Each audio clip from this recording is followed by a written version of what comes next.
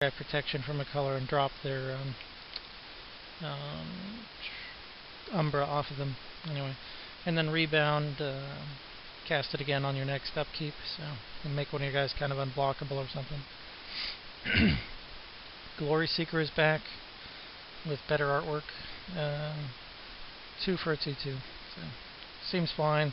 The format seems really slow, so Glory Seeker could be uncommonly good here, just because if you can get a really aggressive deck, maybe you can overcome some of these slower decks, right?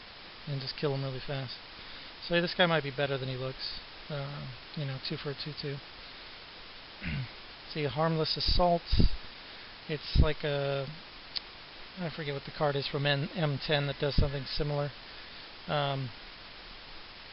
It's almost as good, but it's 1 more mana, so that makes it a lot worse. And then it doesn't just prevent all the damage to your creatures, so you can't use it to stop a burn spell, right? But you can block all their guys and own them.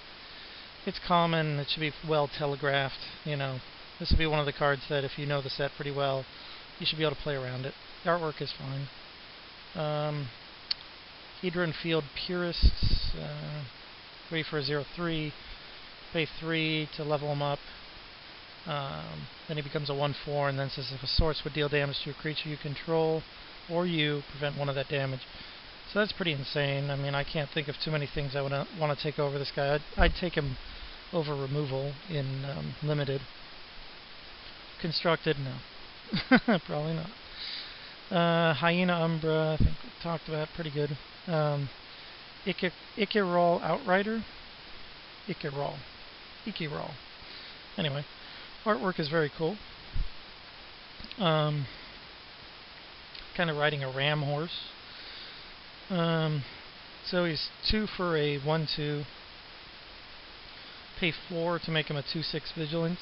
So if you just think of him as kind of being like a 4-drop 2/6 Vigilance,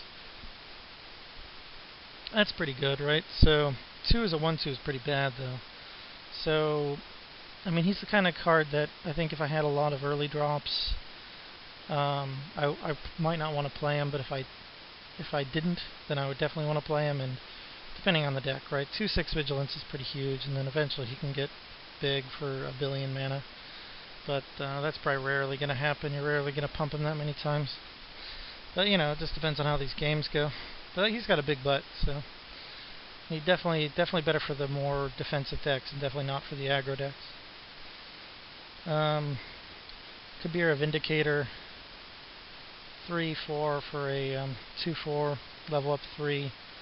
So you got to pay 6 more mana to make him a 3/6. That makes your other creatures get +1/+1. So it's a lot of mana. He starts out as a 2/4 though. So is he playable by himself as a 2/4? Sure. There's like in Zendikar, you got 4 for a 2/4, and it makes it into some decks. And this guy has the ability to get bigger, so he'll be pretty solid. See, talked about Knight of Cliffhaven. I think it's a really solid creature. Probably one of the better ones. Coraline Slinger, 2 for a 0/1. Tap to tap target creature with power 3 or less. So that's quite solid. Definitely take that guy as a mid pick. Core Spirit Dancer, 2 for 0/2, gets +2/+2 for each aura attached to it. Whenever you cast an aura spell, you may draw a card. Pretty decent, just depends on how many auras you have, I guess. Because it's horrible on its own, right? Once you start drawing cards off it, it can become pretty insane. But, it's probably not going to happen in limited too much. But it could be a cool constructed card. Artwork's pretty cool. I don't really like the artwork on the Slinger here. Light Mine Field just stops the aggro decks, I guess. 2 and double white. Whenever 1 or more creatures attacks, it deals damage to each of those creatures equal to the number of attacking creatures. So 1/1s just can't attack at all anymore. Anything with a 1 toughness, and then 2 toughness have to attack alone. And then 3 toughness, you can have 2 of those attack, and then 4 toughness, you can have 3 of those attack. Right? Not going to happen that often, so it does a pretty good job of stopping things. But it doesn't do a good job at all of stopping one big guy. or even one mid-sized guy. So. Linvala, Keeper of Silence, 4 for 3/4 flying.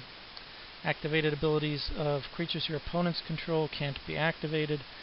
I think this is pretty solid, but I don't see it as being like a great constructed card. Some people are talking about it being like amazingly insane or something. I don't think I'm agreeing. I think it's pretty good. Some of those people I think are thinking activated also means triggered, you know, like Sprouting Thrinax. So it's pretty efficient, but it's also legendary. So once again, you're not going to want to play a lot of them, which is good. Mythic creatures should be legendary if they're going to be forecasting cost or less and aggressively costed. But it could be, you know, reasonably okay in some decks.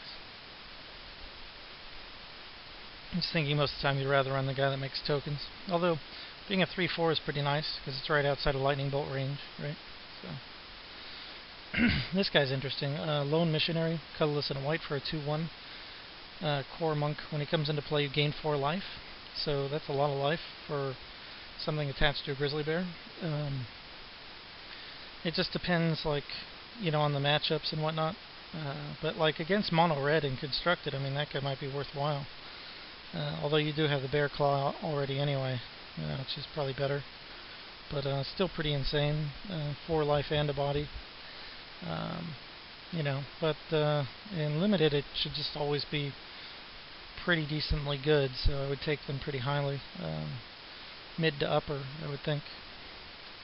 If you're playing an aggressive deck, or even, I guess even a defensive deck, it goes in either pretty well. I guess in an aggressive deck it doesn't help you as much.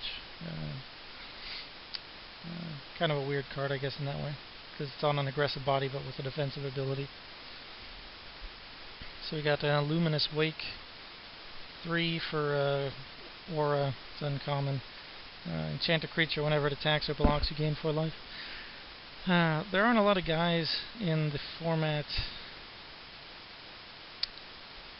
Let's see, because you can't put it on your opponent, many of your opponent's creatures, and have it be great, right? So there's not many creatures that don't block. But you can put it on your own guy and just start going to town, right? Although lifelink was never all that good. You could put it on like a 2/2 flyer or something, just keep gaining life. I don't know. Seems like a lot of work just to gain some life though. So I think it's a bad card. I think in general it's going to not be very good. That's my take on it. Okay, McKindy Griffin, 4 for a 2/4 flying. That's it. Pretty solid. So not amazing, but solid. Mammoth Umbra, we talked about near death. Nomad's Assembly. Nomad's Assembly should be decent and limited, if not insane. 6 mana sorcery, put a 1/1 core creature onto the battlefield for each creature you control. And then it has rebound, so you do it twice. So that should be pretty decent. So if you have like 4 guys out, you make 4 guys. And then you make 8 guys, so yeah.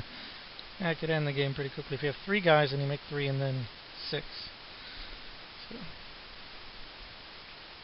let's see, Oust is an interesting card. Really like the artwork on this one.